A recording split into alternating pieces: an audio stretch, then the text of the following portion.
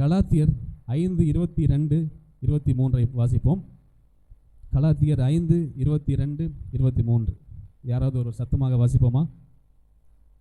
ஆவியின் கனியோ அன்பு, சந்தோஷம், சமாதானம், நீடிய பொறுமை, தயவு, நற்குணம், விசுவாசம், சாந்தம், இச்சையடக்கம், இப்படிப்பட்டவைகளுக்கு விரோதமான பிரமாணம் ஒன்றுமே இல்லை. ஹல்லேலூயா.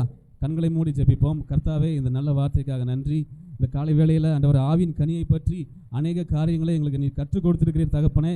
ஆண்டவரை எப்படி நாங்கள் நடக்க வேண்டும், ஆண்டவர் எப்படி பொறுமையாக இருக்க வேண்டும், சமாதானமாக இருக்க வேண்டும் என்ற அநேக காரியங்களை எங்களுக்காக வேதத்தில் எழுதி வைத்திருக்கிறீர்.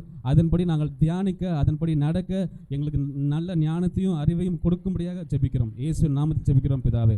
ஹல்லேலூயா. ஆவியின் கனியோ அன்பு, சந்தோஷம், சமாதானம், நீடிய பொறுமை, தயவு, நற்குணம், விசுவாசம், சாந்தம், இச்சையடக்கம், இப்படிப்பட்டவைகளுக்கு விரோதமான பிரமாணம் ஒன்றுமில்லை.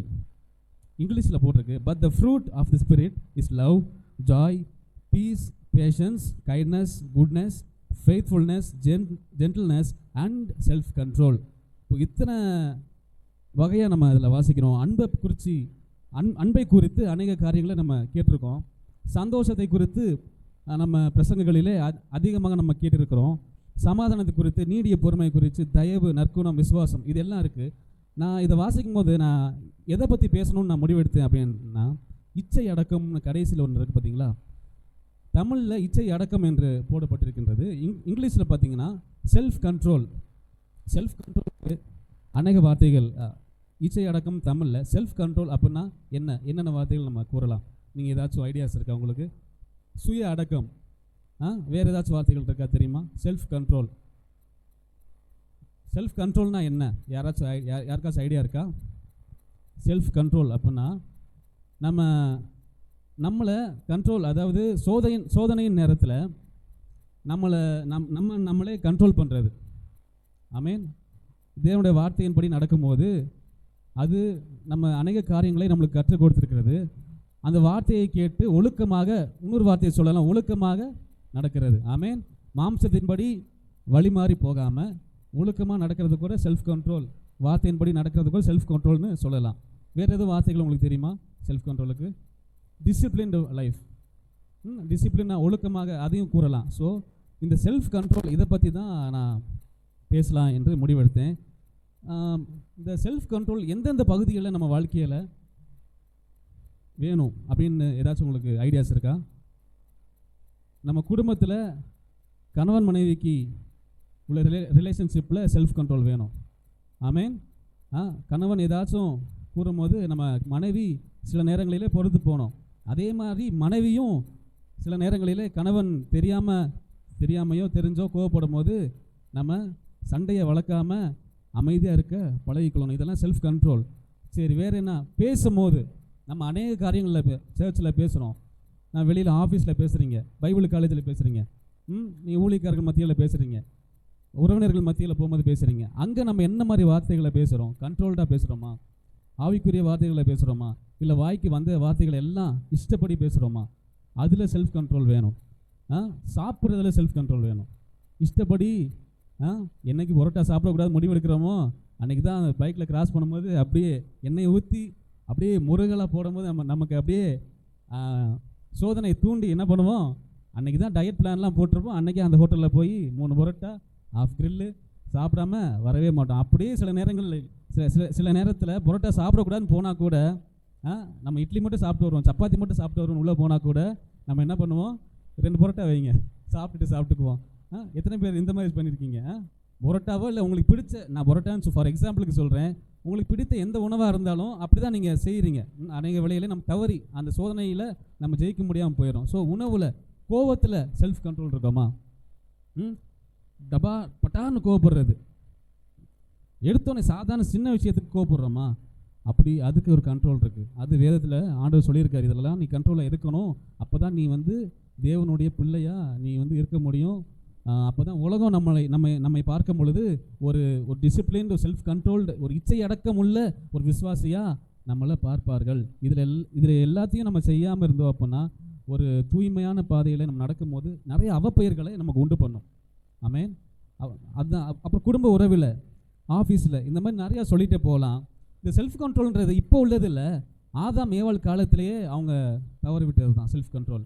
இச்சை அடக்கம், தமிழில் சொல்லும் போது சுய அடக்கம் இல்லாமல் நம்ம அந்த வார்த்தைகளை சிலரை தியானிப்போம், எடுப்போம். ஆதியாகமம் 3:5-6 பார்ப்போம்.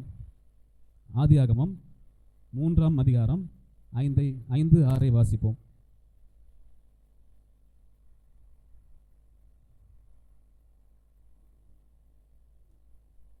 நீங்கள் இதை புசிக்கும் நாளிலே உங்கள் கண்கள் திறக்கப்படும் என்றும் நீங்கள் நன்மை தீமை அறிந்து தேவர்களைப் போல் இருப்பீர்கள் என்றும் தேவன் அறிவார் என்றது. அப்பொழுது ஸ்திரீயானவள் அந்த விருட்சம் புசிப்புக்கு நல்லதும் பார்வைக்கு இன்பமும் புத்தியை தெளிவிக்கிறதற்கு இச்சிக்கப்படத்தக்க விருட்சமுமாய் இருக்கின்றது என்று கண்டு அதன் கனியை பறித்து புசித்து தன் புருஷனுக்கும் கொடுத்தால் அவனும் புசித்தான். அப்பொழுது இருவருடைய கண்கள் திறக்கப்பட்டது.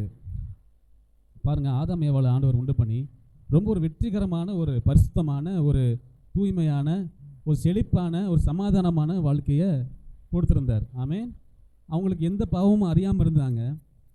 அப்போது நீங்கள் இதை புசிக்கும் நாளிலே உங்கள் கண்கள் திறக்கப்படும் என்றும் நீங்கள் நன்மை தீமை அறிந்து தேவர்களைப் போல இருப்பீர்கள் என்றும் தேவன் அறிவார் என்றது. அப்பொழுது ஸ்திரீயானவள் அந்த விருட்சம் புசிப்புக்கு நல்லதும் பார்வைக்கு இன்பமும் புத்தியை தெளிவிக்கிறதற்கு இச்சிக்கப்படத்தக்க விருட்சமுமாக இருக்கின்றது என்று கண்டு அதன் கனியை பறித்து புசித்தாள். பாருங்க, இப்போ இந்த இடத்துல கூட நமக்கு தேவன் வந்து 2 ஃப்ரீ வில் அப்படின்னு சொல்லுவாங்க, சுய சித்தத்தை கொடுத்துருக்காரு. உங்கள் கையில் தான் எடுக்கிறது, டிசிஷன் மேக்கிங், என்ன பண்ணலாம் அப்படின்றது முடிவை எடுக்கக்கூடிய அந்த எப்படி சொல்கிறது, உங்களுக்கு அந்த அந்த அத்தாரிட்டி அது வந்து உங்களுக்கு கொடுத்துருக்காரு. அவர் உங்களை தடுக்க மாட்டார். நீங்கள் ஒரு நன்மையோ தீமையோ செய்ய போகிறீங்க அப்படின்னா அது வந்து நீங்கள் தீமையை செய்யும் போது அவர் ஏற்கனவே வார்த்தையால் உங்கள்கிட்ட சொல்லிட்டார், இதை சாப்பிட்ற நாளில் நீங்கள் சாகவே சாவா என்று. அதற்கு மேலே நம்ம கட்டுப்பாடு இல்லாமல் தீமை செய்யும் போது அப்போ தான் நம்ம வந்து நிர்வாணியாய் உணர்கிறோம். அந்த அடக்கம், இப்போது இதில் செல்ஃப் கண்ட்ரோல் ஏவாளுக்கு அந்த பழத்தை பார்த்தோன்னே ஒரு இச்சை, ஒரு ஈர்ப்பு உண்டாகப்பட்டது ஆட்டோமேட்டிக்காக. அப்போது அந்த பழத்தை சாப்பிட்ற வரையும் எதுவும் தெரியல, சாப்பிட்டதுக்கப்புறம் அவங்க கண்கள் திறக்கப்பட்டது. நிர்வாணிகள் என்று அறிந்தார்கள் என்று வாசிக்கிறோம்.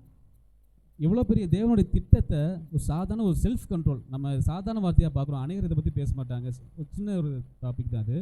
ஆனால் சாதாரண இந்த ஒரு வார்த்தை, ஒரு அடக்கம், தேவனுடைய வார்த்தைக்கு கீழ்ப்படியாமல் இருக்கிற இந்த தன்மை, அந்த செல்ஃப் கண்ட்ரோல் இல்லாத அந்த ஹேபிட் ஏவாளை அந்த கனியை பறித்து சாப்பிட்டதினால் பாவத்துக்குள்ளாக அடிக்கப்பட்டு அந்த ஏதேன் தோட்டத்திலிருந்து வெளியே அனுப்பப்பட்டார்கள். ஹல்லேலூயா. சுய கட்டுப்பாட்டு இழக்கக்கூடாது. இன்னொரு வசனத்தை வாசிப்போம். நீதிமொழிகள் 25-28 பார்ப்போம். ஒரு 7 வகையான ஒரு கட்டுப்பாடை மட்டும் நான் பற்றி பேசுகிறேன், இச்சை அடக்கத்தை பற்றி வசனத்தோடு. அதை நீங்கள் முடிந்தால் குறிப்பு எடுத்து வைத்துக் கொள்ளுங்கள். நீதிமொழிகள் 25-28. மனதில் சுய கட்டுப்பாடு தேவை. தன் ஆவியை அடக்காத மனுஷன் மதிலிடிந்த பாழான பட்டணம் போல் இருக்கிறான். நம்ம ஆவியை அடக்காத மனுஷன் எப்படி இருக்கானா, மதிலிடிந்த பாழான பட்டணம். பாருங்கள், ஒரு பெரிய பட்டணம் இருக்குது, அந்த பட்டணத்தில் மதிலே இல்லை. அப்படின்னா அந்த பட்டணத்தை யாருனாலும் எப்போனாலும் வந்து கொள்ளையிட்டு சென்று விடுவார்கள். அது நம்மளை தான் குறிக்குது. தேவனுடைய வார்த்தைக்கு கீழ்ப்படியாமல் சும்மா அப்படியே இருந்தோம் அப்படின்னா பிசாசு எப்போனாலும் நம்மள்கிட்ட வந்து நம்ம டைரக்ஷன் மாற்றி விட்டுட்டு போயிடுவான். இனி அநேக காரியங்களை நம்ம இப்போ பார்க்குறோம். நல்ல ஒரு தேவனுடைய திட்டம் எப்போவுமே உங்களுக்கு எல்லாத்தையுமே உயர்த்தணுன்றது தான் அவரோட ஒரு நோக்கம். எல்லாரும் பிளஸடாக ஒரு ஆசீர்வாதமான வாழ்க்கையை வாழணும் அப்படின்றது தான் அவரோட திட்டம். இந்த திட்டத்திற்கு மாறாக எப்பொழுதுமே பிளான் பியை பிசாசு வச்சுருப்பான். பிளான் ஏ தேவனுடைய திட்டம் தான். அப்படி அதுக்கு நம்ம செவி கூடாமல் இருக்கிறது தான் அதில் ஒரு பகுதி இச்சை அடக்கம், செல்ஃப் கண்ட்ரோல். அப்போ இதில் ஒரு கட்டுப்பாடு வேணும். மதிலிருந்த அந்த வசனத்தை ஒன்றை வாசிங்க. ஆவியை அடக்காத மனுஷன் மதிலிருந்த பாழான பட்டணம் போல் இருக்கிறான். ஹல்லேலூயா. இன்னொரு வசனத்தை வாசிப்போம். நம்ம வார்த்தையில் கட்டுப்பாடாக இருக்க வேண்டும் என்ற ஒரு தலைப்படுத்தேன். இதுக்கு வசனம் நீதிமொழிகள் 13:3. தன் வாயை காக்கிறவன் தன் பிராணனை காக்கிறான், தன் உதடுகளை விரிவாய் திறக்கிறவனோ கலக்கம் அடைவான். ஆமென். தன் வாயை காக்கிறவன் தன் பிராணனை காக்கிறானா. பாருங்கள், சொற்களின் மிகுதியால் பாவம் இல்லாமல் போகாது. அப்போது நம்ம பேசுகின்ற வார்த்தைகளுக்கு ஒரு கட்டுப்பாடு இருக்கணும் கண்டிப்பாக. சும்மா எல்லா இடத்துலையும் போய் தேவையில்லாத வார்த்தைகளை பேசக்கூடாது. சபைக்கு வந்தோமா, சபைக்கு தேவனுடைய வார்த்தையை கேட்டோமா, தேவனுடைய வார்த்தையை பேசணுமா, அதோடு நம்ம தியானிச்சுட்டு போயிடணும். திருப்பி அடுத்த நாள் சபைக்கு வரோமா, இதை தான் நம்ம ஃபாலோ, தேவனுடைய வார்த்தையை பேசணும். தேவையில்லாத காரியங்களை என்றைக்கும் நம்ம பேசக்கூடாது. யாரை பற்றியும் இந்த வார்த்தையின் கட்டுப்பாடு என்னன்னா, யாரை பற்றியும் புறங்கூறக்கூடாது. அடுத்தவங்களோட குறைய என்றைக்குமே பேசக்கூடாது. அல்லேலூயா. யாரையும் சாபம் விடக்கூடாது, பொய் பேசக்கூடாது. இது எல்லாம் இச்சை அடக்கத்தில் வருது. இதெல்லாம் செல்ஃப் கண்ட்ரோல். இதெல்லாம் நம்ம ஒரு கிறிஸ்தவனாக இருக்கிறோம் அப்படின்னா இதெல்லாம் நமக்கு கொடுக்கப்பட்ட தகுதி. இதெல்லாம் நம்ம மேம்படுத்தி ஷார்ப்பாக வச்சுக்கிட்டோன்னா நம்ம அந்த எந்த ஒரு இதுலேயும் சிக்குண்டாமல் கர்த்தர் நம்ம கொடுத்த அந்த பிளான் திட்டத்தில் நம்ம மேலே போயிடுறோம். அதுதான் இயேசு சொல்கிறாரு, இந்த மாதிரி வார்த்தைகளை நீங்கள் கை கொள்ளுங்கள், பின்பற்றுங்கள் என்று. ஆமேன். வார்த்தை தன் வாயை காக்கிறவன் தன் பிராணனை காக்கிறான், தன் உதடுகளை விரிவாய் திறக்கிறவனோ கலக்கமடைவான். தேவையில்லாத வார்த்தைகளை அளப்பக்கூடாது. நேர்த்தியான வார்த்தைகளை பேசணும். தேவனுக்கு பிரியமான வார்த்தைகளை நம்ம பேசணும். சபையிலும் சரி, வீட்டுக்கு போனாலும் எங்கே போனாலும் அடுத்தவனை ரொம்ப குறை பேசாமல் சண்டையை எழுப்புகின்ற வார்த்தைகளை பேசக்கூடாது. ஸோ இதெல்லாம் நம்ம கற்றுக்கொள்ள வேண்டும். அடுத்து நம்ம செயல்களிலே கட்டுப்பாடு வேணும். நீதிமொழிகள் 19:11 பார்ப்போம்.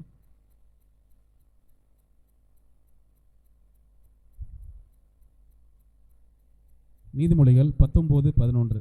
மனுஷனுடைய விவேகம் அவன் கோபத்தை அடக்கும், குற்றத்தை மன்னிப்பது அவனுக்கு மகிமை. மனுஷனுடைய விவேகம் அவன் கோபத்தை அடக்கும். இன்னைக்கு காலையில் யாரெல்லாம் ரொம்ப கோபப்பட்டீங்க? சூர்யாக்கா கோவப்பட்டிருக்காங்க. ஜோயல், வேறு யார் கோவப்பட்டீங்க? எங்கள் அம்மா கோவப்பட்டாங்க காலையில். எல்லாரும் இந்த மாதிரி சபைக்கு கிளம்பி போகும்போதோ கோபம் வரதான் செய்யும் கண்டிப்பாக. மாம்சத்துக்கு எல்லா பலவீனங்களும் இருக்க தான் செய்யுது. ஆனால் அதெல்லாம் மேற்கொள்கிறதுக்கு தான் அந்த வார்த்தைகள் நமக்கு கொடுக்கப்பட்டிருக்கின்றது. ஆமேன். இதெல்லாம் ஞாபகப்படுத்தணும். அன்றன்றைக்கு இந்த வார்த்தையை தியானிக்கணும். இந்த வார்த்தையை நம்ம நாவை விட்டு மனசை விட்டு பிரியாது இருக்கணும். அப்போ தான் கோவம் வரும்போது அந்த வார்த்தை ஞாபகத்துக்கு வந்தால் தான் அதன்படி நம்மளால் நடக்க முடியும். கோவம் வராமல் இருக்காது, வரதான் செய்யும். அது மாம்சத்தின் அது ஆட்டோமேட்டிக்காக வருது. அப்போது நம்ம கோவம் வரும்போது கண்ட்ரோல் பண்ணணும். ஒரு சில வீடியோஸ் பார்க்கும்போது ஜெயிலுக்கு போயிட்டு வந்தாங்களே, அந்த மாதிரி கைதியை பேசுவாங்க. சும்மா ஃப்ரெண்டு கூப்பிட்டான்னு சொல்லி அடிக்கிறதுக்காண்டி போனேங்க. சும்மா சின்ன பிரச்சனை, அடிக்கிறதுக்காண்டி போனேன். அவன் கை வாங்கினா நான் தெரியாமல் அருவா எடுத்து வெட்டிட்டேன். 10 வருஷம் வாழ்க்கை போச்சுங்க. அந்த என் பிள்ளை லைஃப் போச்சு, என் மனைவி லைஃப் போச்சு, எல்லாம் போயிடுச்சு. சின்ன கோபம் ஒரு மனுஷனுடைய வாழ்க்கையை எல்லாத்தையும் மாற்றிடும். அப்போது நீங்கள் ஒர்க் பண்ணுற இடத்துல, சபையில் உங்கள் பிள்ளைகள்கிட்ட கோவப்படுறீங்களா? ஒரு கணவன் மனைவி இருந்தாங்களா, அவங்க 2 பேத்துக்கு சண்டை ஆயிடுச்சான். கணவன் மனைவியை அடித்து உங்கள் அம்மா வீட்டுக்கு போகணும் அடித்து விரட்டி விட்டாரான். விரட்டி விட்டுட்டு இவருக்கு என்ன ஆச்சான், மனைவியை பிரிஞ்சு இருக்க முடியலையா. ஒரு நாள் தான் அதுதான், அதுக்குள்ளேயும் இவருக்கு மனைவியை பிரிஞ்சு இருக்க முடியலையா பார்த்துக்கோங்க. உடனே ஃபோன் பண்ணி மனைவிக்கு, அம்மா நீ இல்லாமல் என்னால் இருக்க முடியல, உடனே கிளம்பி வாமா அப்படின்னு கூப்பிட்டாரான். உடனே மனைவி என்ன சொன்னாங்களாம், கோவத்தில் பயங்கர கோவம் அடித்து வெளுத்துட்டாருக்குள்ள. உடனே மனைவி சொல்கிறாங்க, டீ கப் எடுங்க அப்படின்னாரான். டீ கப்பை எதுக்கு அப்படின்னு கேட்டாரான். எடுங்க சொல்கிறேன் அப்படின்னோடனே டீ கப்பை எடுத்தாரான். தூக்கி எறிங்க அப்படின்னு மனைவி சொன்னாங்களாம். தூக்கி எரிஞ்சோடனே அந்த கிளாஸ் தூக்கி எரிஞ்சிட்டாரு. உடனே மனைவி சொல்லிச்சான், தூக்கி எரிஞ்சிட்டாரு. மனைவி சொல்லிச்சா, அந்த கிளாஸ் உடஞ்சிருச்சுல, இதே மாதிரி தான் என் மனசும், உடஞ்சா திருப்பி ஒட்ட முடியாது, அதனால் நான் வரமாட்டேன் அப்படின்னு மனைவி சொன்னாங்களாம். உடனே இந்த கணவர் சொன்னார், நான் தூக்கி எரிஞ்சது பிளாஸ்டிக் கப்புமா அப்படின்னா. உடனே மனைவி ஷாக்காய், இந்த உடனே வந்துடுறேங்க அப்படின்ட்டு கிளம்பி வீட்டுக்கு வந்துட்டாங்களாம். இதனால என்ன தெரிஞ்சுக்கிறோம் அப்படின்னா, தேவையில்லாத கோபம், தேவையில்லாத காரணத்தை குடும்ப வாழ்க்கையில் தேவையில்லாமல் பேசி சண்டை இழுக்கக்கூடாது. எப்பொழுதும் சமாதானமாக, கோபம் இல்லாமல், எந்த கோபம் வரணும், பிள்ளைகளை கண்டிக்கும் போது கோபம் வரணும், நற்காரியத்தை சொல்லி எடுத்துரைக்கும் போது கோபம் வரணும், அதுக்கெல்லாம் கோவப்படணும். நம்ம கோபத்தினால தேவையில்லாத இடையூறுகள் உண்டாகக்கூடாது. நம்ம கோபத்தினால நம்ம பக்தி விருத்தி பாதிக்கப்படக்கூடாது. நம்ம கோபத்தினால நம்ம குடும்ப வாழ்க்கை, நம்ம பிள்ளைகளின் வாழ்க்கை தேவையில்லாத கோபத்தினால பாதிக்கப்படக்கூடாது. ஸோ இது ஒரு வார்த்தைகளை நம்ம பார்க்கிறோம். அடுத்ததாக எபேசியர் 5:16 பார்ப்போம். எபேசியர் 5:16. இது என்ன தலைப்பு அப்படின்னா, நேரத்தில் கட்டுப்பாடு நமக்கு வேணும். நாட்கள் பொல்லாதவைகளானதால் காலத்தை பிரயோஜனப்படுத்தி கொள்ளுங்கள். சரி, யார் டைம் மேனேஜ்மெண்ட்டுன்னு சொல்லுவாங்க. டைம் கீப் அப் கரெக்டாக பண்ணுறீங்களா? ஸ்கூலுக்கு கரெக்டாக போகிறீங்களா? சபைக்கு கரெக்டாக வரோமா? யாருமே வரதில்லை கரெக்டாக. 8 மணிக்கு ஆராதனை, ஆனால் நம்ம வண்டி எடுக்கிறதே என்ன பண்ணுறோம், லேட்டாக தான் ஆகிறோம். இன்றைக்கி ஜோயல் லேட் ஆகிட்டார், அங்கேருந்து வரும்போது அவர் லேட் பண்ணிட்டார். எல்லாருமே தான். ஸோ நேரத்தை குறித்தும் கட்டுப்பாடாக இருக்க வேண்டும் என்று வேதம் போதிக்கிறது. சும்மா ரசிக்கப்பட்டுட்டோம், ஆண்டவர் வார்த்தையை கேட்டுட்டோம், போயிட்டோம், வளர்ந்துட்டோம் அப்படின்றது மட்டும் இல்லை. ஒரு ஒழுக்கமான வாழ்க்கை எல்லாத்துக்கும் வேணும். அதெல்லாம் பின்பற்றாதவங்க தான் இன்றைக்கி விழுந்து போயிருக்காங்க. எவ்வளோ பெரிய திட்டத்தோடு ஆண்டவர் சில பேர்த்த உயர்த்தி இருக்கும் போது இந்த ஒழுக்கம், இந்த இச்சை அடக்கம், செல்ஃப் கண்ட்ரோல் இல்லாத இதை குறித்து அதிகமாக தியானிக்காத ஒரு காரணத்தினால தான் இன்றைக்கி அநேக பெரிய ஊழியக்காரர்கள் விழுந்து போயிருக்கிறார்கள். இதுவும் முக்கியம் நம்ம லைஃப்பில். அதிகமாக பேசுகிறது எல்லாம் ஓகே தான், அதிகமாக ஜெபம் பண்ணுறது எல்லாம் ஓகே தான். ஆனால் அவருடைய வார்த்தை பின்பற்ற வேண்டும், அவருடைய வார்த்தையை தியானிக்க வேண்டும். So time management. நீ பைபிள் காலேஜ் போகும்போது டைமுக்கு போறியா? தேவன் அனைத்தையும் நேர்த்தியும் கரெக்டாக சூரியன் காலையில் உதிக்கணுமா? ஒரு நாளாச்சும் 6 மணிக்கு உதிக்க வேண்டியது 6:30க்கு உதிக்குதா? உதிக்குதுல. அப்போ தேவன் டைமிங்கில் கரெக்டாக இருப்பார். சேவல் கூவுகிறதுக்கு முன்னமே 3 முறை மறுதளிப்பான்னு சொன்னார். அதே மாதிரி நடந்துச்சா? ஸோ நம்ம ஆண்டவர் எப்படின்னா டைம் கீப்பப் பண்ணுறதுல ஷார்ப்பாக இருப்பார். அவர் படைப்புகள் ஒன்றும் ஒரு நாள் ஒரு டைமிங்கே மிஸ் பண்ணது கிடையாது. ஒரு செகண்டை மாறி ஒரு பிளானட் சுற்றினா கூட ஹோல் பிளானட்டு கொலாப்ஸ் ஆயிரும். ஆமேன். சூரிய குடும்பத்தில். ஸோ நம்ம வாழ்க்கையில் நம்ம டிசிப்ளின் லைஃபாக இருக்கணும்னா டைம் மேனேஜ்மெண்ட் இஸ் எசென்ஷியல், மிக முக்கியம். சண்டே கிளாஸ் போகிறீங்களா? தேவனுடைய வார்த்தை கேட்க போகிறீங்களா? பாஸ்டர் லேட்டாக வந்தாலும் பரவாயில்ல, இல்லை நம்ம சபையில் வேறு யாரும் லேட்டாக வந்தாலும் பரவாயில்ல. நீங்கள் 8 மணிக்கு சர்வீஸா? அவங்களுக்கு ஏதாச்சும் சுச்சுவேஷனாக இருக்கும், வீட்டில் ஏதாவது சூழ்நிலையாக இருக்கும், வண்டி காற்று இல்லாமல் இருக்கும், இல்லைன்னா சாப்பாடு செய்ய சிலிண்டர் தீர்ந்துருக்கும், ஏதாச்சும் ஒரு காரணம் இருக்கும். அவர்களை பற்றி குறை கூறாமல் 8 மணிக்கு சர்வீஸாக வந்து உட்காந்து ஜெபம் பண்ண ஆரம்பிக்கணும். இங்கே உட்காந்து யார் வராங்களோ வரலையோ நீ வந்து உட்காந்து ஜெபம் பண்ணி ஆரம்பிக்க வேண்டும். அதுக்குள்ளேயும் குறை கூறுவதை நீ குறையே கூறக்கூடாது. குறை கூறுகிறவன் என்றென்ற வாழ்க்கையில் முன்னேறினதா நான் பார்த்ததே கிடையாது. குறை இருந்தாலும் என் பக்கத்தில் உள்ளவன் குறையாக இருந்தால் கூட அவனை பற்றி நான் பேசக்கூடாது. அது தேவனுக்கும் அவனுக்கும் உள்ள உறவு. நமக்கும் தேவனுக்கு மட்டும்தான் அந்த ரிலேஷன்ஷிப்பை மட்டும்தான் நம்ம என்றைக்கும் பார்க்க வேண்டும். சரி, அடுத்து எண்ணங்களில் சுய கட்டுப்பாடு வேண்டும். ரோமர் 13:14 பார்ப்போம்.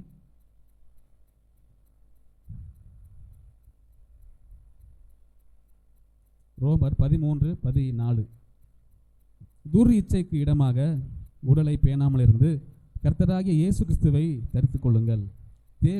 துர் இச்சைக்கு இடமாக உடலை பேணாமல் இருந்து கர்த்தராகிய இயேசு கிறிஸ்துவை தரித்துக் கொள்ளுங்கள். பாருங்கள், இந்த இச்சை அடக்கம், சுய அடக்கம்ன்றது தேவன் ஒருத்தனை உயர்த்தணும்னு நினச்சிட்டாருன்னா அவர் எவ்வளோ எதையுமே பார்க்க மாட்டார். ஆமேன். எந்த தடைகள் வந்தாலும் நீ தேவன் பின்னாடி போனேன்னா அவர் மேய்ப்பராக இருந்து உன்னை நடத்தி கொண்டு அழகாக உயர்த்தி பிரகாசிக்க வச்சிருவார். இந்த செல்ஃப் கண்ட்ரோல் இல்லை அப்படின்ற பட்சத்தில் அந்த பாதையை மாறி போவதற்கு அநேக வழிகள் உண்டு. ஊழியத்தில், முக்கியமாக ஊழியத்தில் சொல்கிறேன். ஆமேன். துர் இச்சை, பாவ இச்சை, கண்களின் இச்சை, இதெல்லாம் விட்டு விலக வேண்டும். நம்ம இது நான் பாவத்தை குறித்து ரொம்ப என்னடா இவன் ரொம்ப காலையில் பாவத்தை குறித்து பேசலாம்னு நினைக்க வேணாம். இதெல்லாம் வந்து ஆவின் கனிகளில் போடப்பட்டிருக்கிறது, செல்ஃப் டிசிப்ளின்றது. ஸோ இதெல்லாம் நான் கண்டிப்பாக பின்பற்றினா தான் தேவனுடைய பிளான் ஏல நம்ம சக்ஸஸ்ஃபுல்லாக நம்ம லைஃப்பை முடித்து அவருடைய திட்டத்தை இயேசு எப்படி நிறைவேற்றினாரோ, ஆண்டவராக இயேசு கிறிஸ்துவுக்கு நம் தேவன் கொடுத்த, பிதாவாகிய தேவன் கொடுத்த திட்டத்தை அவர் எவ்வளோ சோதனைகள் வந்தும் அவர் எப்படி வெற்றி சிறந்தாரோ அவர் கொடுக்கப்பட்ட வார்த்தை தான் இது. இதை நம்ம பின்பற்றினா தான் நம்ம லைஃப்பில் சக்ஸஸ்ஃபுல்லாக நம்ம எல்லாவற்றையும் முடிக்க முடியும். எல்லாத்துக்கும் ஒரு திட்டம் இருக்குது, யாரும் திட்டம் எல்லாமே இல்லை. ஹரிஸுக்கு ஒரு திட்டம் வச்சுருக்காரு, சுஜிக்கு இருக்குது, வயசானவங்க எல்லாத்துக்குமே ஒரு திட்டம் இருக்குது, எல்லாத்துக்குமே ஒரு பிளான் ஆண்டவர் வச்சுருக்காரு. ஸோ அதை நம்ம கம்ப்ளீட்டாக முடிக்கணும்னா இந்த ஆவின் கனிகளை, தேவனுடைய வார்த்தையை நம்ம கம்ப்ளீட்டாக ஃபாலோ பண்ணி தான் ஆகணும். அடுத்து கண்களில் கட்டுப்பாடு. மத்தேயு 5:29 பார்ப்போம்.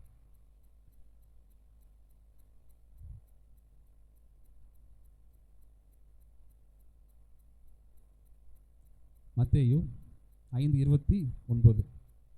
உன் கண் உனக்கு இடரல் உண்டாக்கினால் அதை பிடுங்கி எரிந்து போடு.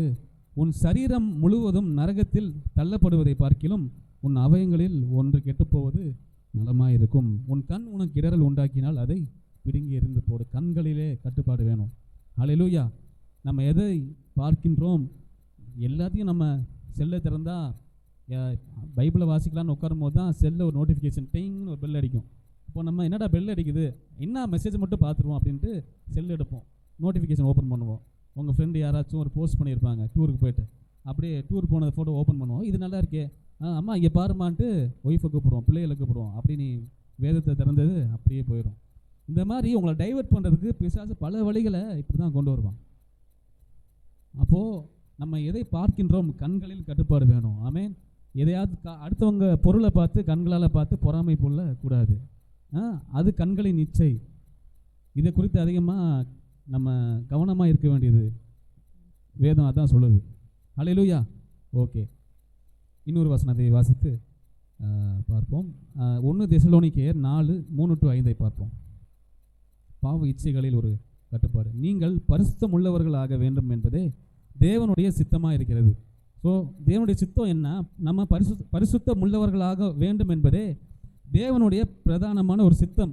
அந்தபடி நீங்கள் வேசி மார்க்கத்துக்கும் விலகி இருந்து தேவனை அறியாத அஞ்ஞானிகளைப் போல மோக இச்சைக்குட்படாமல் உங்களில் அவனவன் தன் சரீர பாண்டத்தை பரிசுத்தமாயும் கனமாயும் ஆண்டு கொள்ளும்படி அறிந்து கொள்ளுங்கள் என்று நாம் பார்க்கிறோம். ஆமே, நீங்கள் பரிசுத்தம் உள்ளவர்களாக வேண்டும் என்பது தேவனுடைய சித்தம். அந்தபடி நீங்கள் வேசி மார்க்கத்துக்கும் எல்லா இச்சை காரியத்துக்கும் விலகி நம்ம பாருங்கள், அஞ்ஞானிகளைப் போல மோக இச்சைக்குட்படாமல் பாருங்கள். நம்ம ரசிக்கப்பட்டு அநேக வருஷங்கள் ஆகுது, 10 வருஷம் இருக்கும். சில பேர் பிறந்ததுலேருந்து கிறிஸ்டினாக இருப்பீங்க.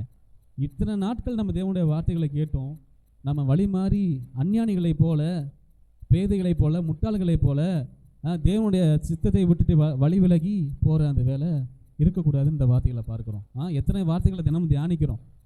எத்தனை தேவனுடைய வார்த்தைகள் எவ்வளோ ஒரு அழகாக நம்மை நேர்த்தியாக சீர்படுத்த வேண்டும் என்று நமக்காக கொடுக்கப்பட்டு இருக்கிறது. ஆமென். அப்போது நம்ம அஞ்ஞானிகளைப் போல இருக்கக்கூடாது. அதை நம்ம கற்றுக்கொள்ள வேண்டும். அதுக்கு ஒரு அடக்கம் வேணும். உலகத்தார் போல் நம்ம இல்லாமல் தேவனுடைய பிள்ளைகளாக நடக்க வேணும்னா இந்த மாதிரி நம்ம தேவனுடைய சித்தமே நம்ம பரிசுத்தம் உள்ளவர்களாக வேண்டும் என்பதே அவருடைய பிரதான சித்தமாக இருக்கிறது. ஓகே, இப்போது இவ்வளோ நேரம் நம்ம எப்படி செல்ஃப் கண்ட்ரோல்டாக இருக்கணும்னு பார்த்தோம். இப்போ இயேசு எப்படி நடந்தார், அந்த மாதிரி ஒரு சிச்சுவேஷன் வரும்போது எப்படி அவர் நடந்து கொண்டார் என்று பார்ப்போம். மத்தேயு 26:46. மத்தேயு 26:46 பார்ப்போம்.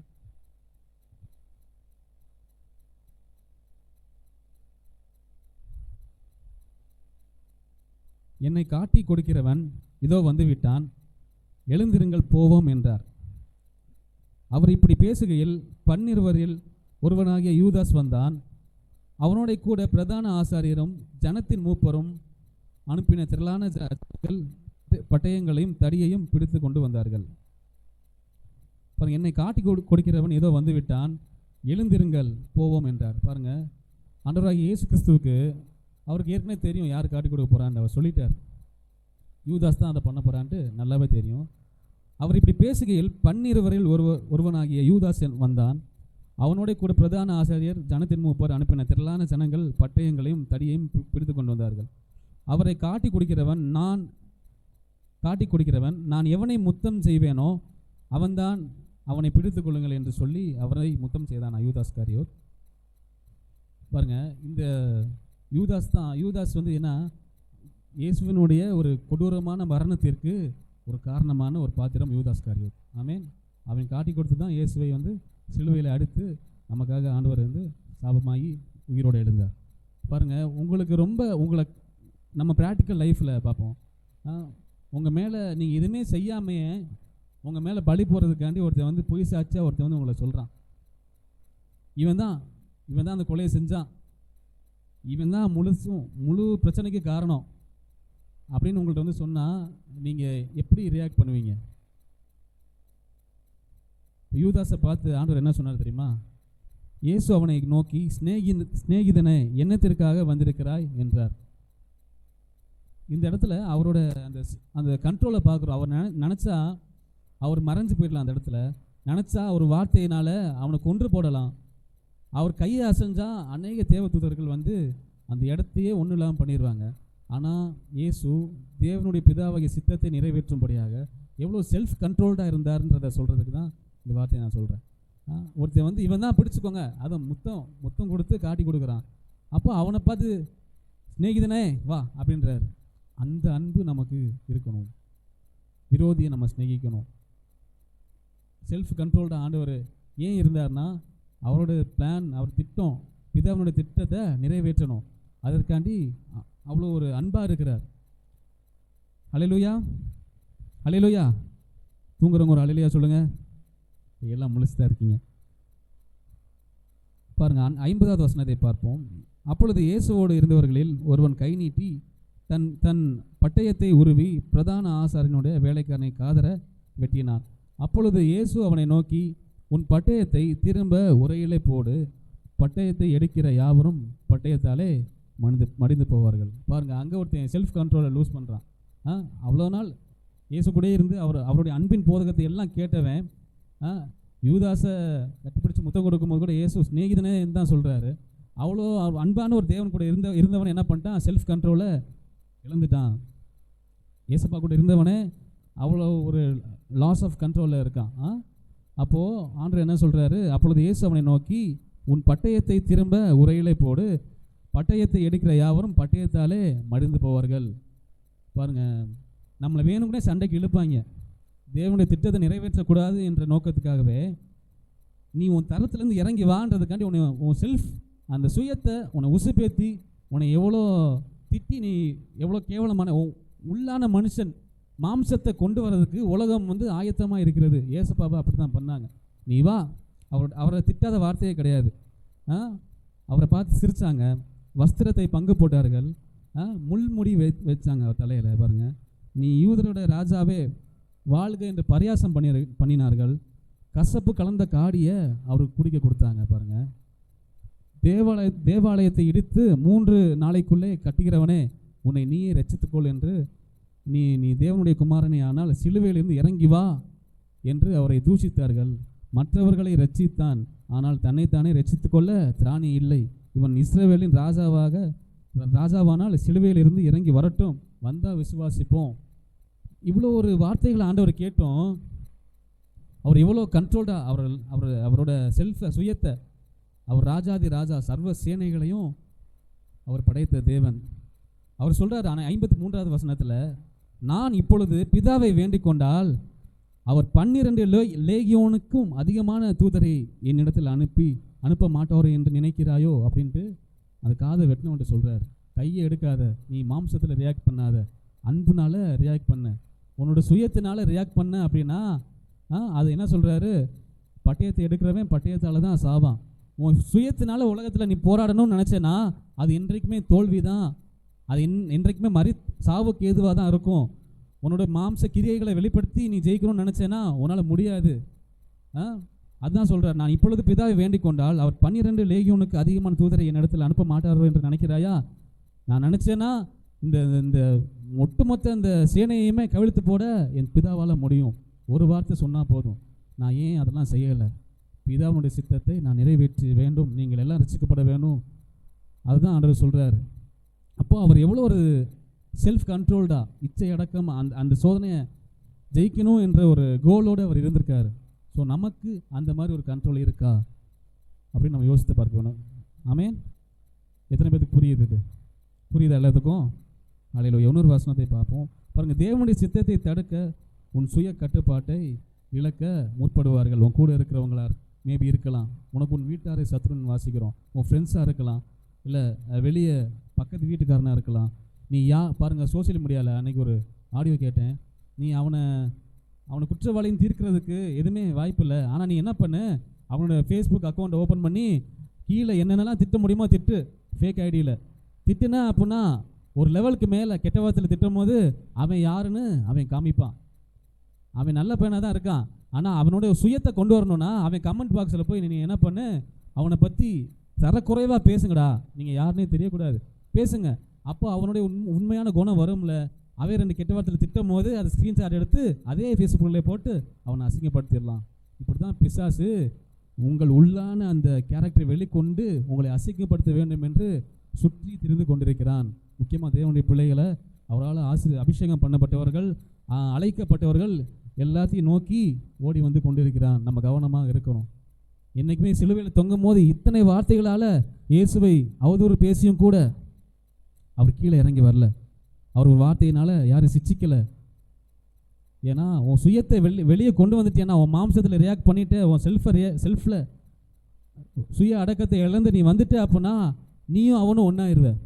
உன்னாயிட்டேன்னா நீ உனக்கு கொடுக்கப்பட்ட ஓட்டத்தில் ஓட முடியாது. பிளான் ஏல இருக்க முடியாது, பிளான் பிக்கு வந்துடும் பிசாசோட பிளானுக்கு.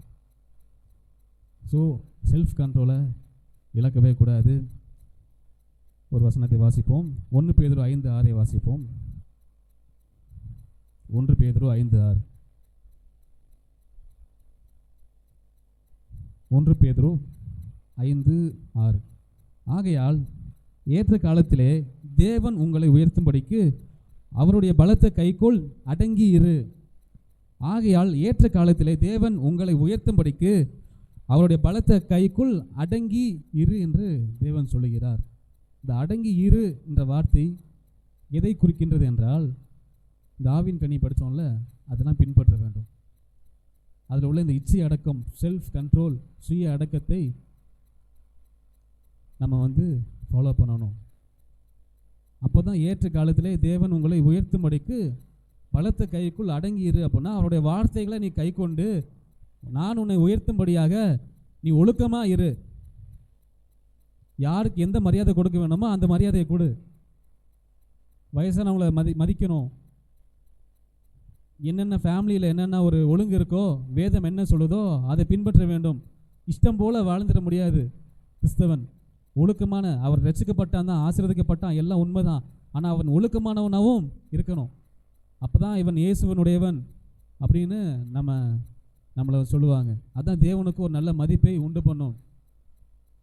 இவன் கெட்ட வார்த்தை பேச மாட்டான்பா, இவன் சிகரெட் அடிக்க மாட்டான், இவன் தண்ணி அடிக்க மாட்டான், கெட்டது பேசுகிறவன் உங்கள் பக்கத்துலேயே வரமாட்டான். ஏன்னா நீங்கள் அதுக்கு இடம் கொடுக்க மாட்டீங்க. இதெல்லாம் ஃபாலோ பண்ணிங்கன்னா காலேஜில் ஃப்ரெண்ட்ஸ் எல்லாம் தண்ணி அடிக்க போகும்போது எல்லாம் போவாங்க, என்னை கூப்பிட மாட்டாங்க. ஏன்னா இவன் வரமாட்டான்னு தெரியும். அடுத்தவனை பற்றி தப்பாக பேசும்போது என் பக்கத்தில் பேச மாட்டாங்க. ஏன்னா அப்படி பேசினா அதுக்கு நான் இடம் கொடுக்க மாட்டேன், அவன் சொல்கிறதுக்கெலாம் சிரிக்க மாட்டேன், அவன் சொல்கிறதுக்கெலாம் கை தட்ட மாட்டேன்னு தெரியும். அதனால் என்கிட்ட அப்படி பேச மாட்டாங்க. அந்த மாதிரி நம்ம இருக்கோமா? ஒரு 1000 பேர் 10,000 பேர் சேர்ந்து ஒரு அநீதிக்கு விரோதமாக ஒரு குரல் கொடுக்குறாங்கன்னா அவர்களோடு சேர்ந்து நம்மளும் குரல் கொடுக்குறோமா? ஒரு தப்பான காரியத்தை ஒரு 10,000 பேரோ மெஜாரிட்டியாக ஒரு அநேக கூட்டத்தோடு சேர்ந்து நம்மளும் ஆமாம் தப்புன்னு சொல்கிறோமா? சொல்லக்கூடாது. உண்மையை தான் சொல்லணும். நீதிக்காண்டி நம்ம என்றென்றைக்கும் நிற்கணும்.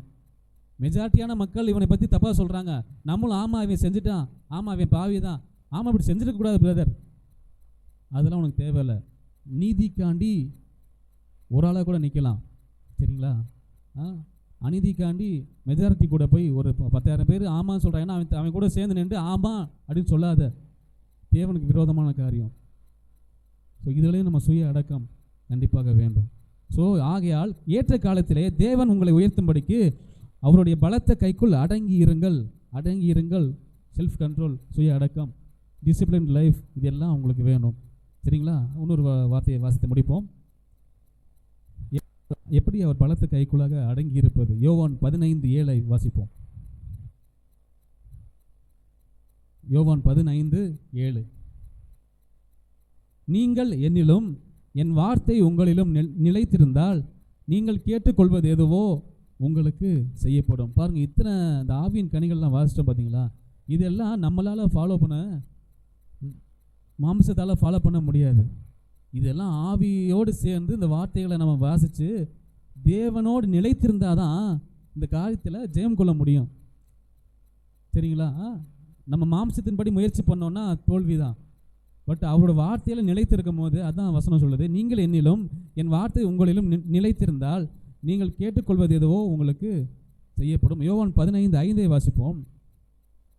நானே திராட்சை செடி, நீங்கள் கொடிகள். ஒருவன் என்னிலும் நான் அவனிலும் நிலைத்திருந்தால் அவன் மிகுந்த கனிகளை கொடுப்பான். ஒருவன் என்னிலும் நான் அவனிலும் நிலைத்திருந்தால் தான் நீங்கள் கனிகளை கொடுக்க முடியுமா? இதில் ஒன்று அவுட் ஆனாலும் கனி கொடுக்குற வாழ்க்கை வாழ முடியாது. பிளான் பிக்கு போயிடுவீங்க தவறான வழியில். ஸோ என்ன வேணும் நமக்கு? நீங்கள் என்னிலும் அவருடைய வார்த்தை நம்மிலும் நிலைத்திருந்தால் நீங்கள் கேட்டுக்கொள்வது எதுவோ அது உங்களுக்கு செய்யப்படும். நானே திராட்சை செடி, நீங்கள் கொடிகள். ஒருவன் என்னிலும் நான் அவனிலும் நிலைத்திருக்கும் போது அவன் மிகுந்த கனிகளை கொடுக்கிறவனாக மாறிவிடுவான். ஸோ அவர் நம்மள்கிட்டையும் இருக்கும்போது இதெல்லாம் ஆட்டோமேட்டிக்காக நம்ம ஃபாலோ பண்ணிடுவோம். இது ஃபாலோ பண்ணுறதுக்கு ஸ்ட்ரென்த்தை அவர் கொடுப்பார். ஹல்லேலூயா. இப்போ இப்போ எத்தனை பேர் இனிமேட் நம்ம எத்தனை செல்ஃப் கண்ட்ரோல்டு இன்றைக்கி பார்த்தோம்? என்னென்ன பார்த்தோம் யாராவது சொல்ல முடியுமா? என்னென்ன செல்ஃப் கண்ட்ரோல் சுய அடக்கத்தை பார்த்தோம் என்று யாராவது எழுதி வைத்திருக்கிறீர்களா? ஆவியிலே, வார்த்தையிலே கட்டுப்பாடு. நானே சொல்கிறேன் ஒன் டைம். மனதிலே கட்டுப்பாடு பார்த்தோம், வார்த்தையிலே கட்டுப்பாடாக இருக்க வேண்டும் என்று பார்த்தோம், செயல்களிலே கட்டுப்பாடாக இருக்க வேண்டும் என்று பார்த்தோம், எண்ணங்களில் கட்டுப்பாடு, நேரங்களில் கட்டுப்பாடு, கண்களில் கட்டுப்பாடு, பாவ இச்சைகளில் கட்டுப்பாடு. ஸோ இத்தனை கட்டுப்பாடை நம்ம பார்த்துருக்கோம். இதெல்லாம் ஃபாலோ பண்ணுறதுக்கு நீங்கள் அவர்கிட்ட நிலைத்திருக்கணும். ஆவின் கனியோ அன்பு, சந்தோஷம், சமாதானம், நீடிய பொறுமை, தயவு, நற்குணம், விசுவாசம், சாந்தம், இச்சை அடக்கம். இப்படிப்பட்டவைகளுக்கு விரோதமான பிரமாணம் ஒன்றுமே இல்லை. கண்களை மூடி ஜெபிப்போம். ஹல்லேலூயா. நன்றி தகப்பனே, நன்றி நன்றி.